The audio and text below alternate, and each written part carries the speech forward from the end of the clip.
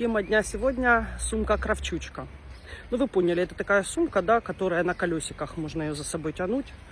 Так вот, в Германии с такой сумкой ходят все. Ну, в плане все, независимо от возраста. То есть и в 18 лет, и в 20, и в 70 по-разному. Так как это удобно, не тянуть на спине эти продукты, да, в руках эти сумки. Молодые девочки, которые студентки, они с этой сумкой приходят в супермаркет и потом набивают ее продуктами и спокойно за собой везут, чтобы не нагружать там спину и тому подобное. У нас в Украине это прям трэш, да, мы не видели таких ситуаций, где молодая девочка идет с этой кравчучкой, только если она там помогает кому-то там.